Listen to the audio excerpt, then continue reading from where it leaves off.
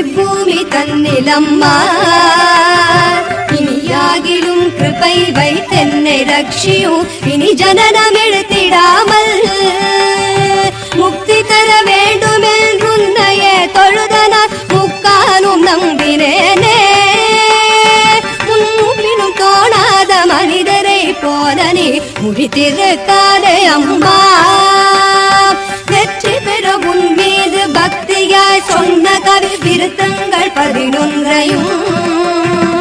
விருப்பமுடன் நீ கேட்டு அளித்திடும் செல்வத்தை நிமலனா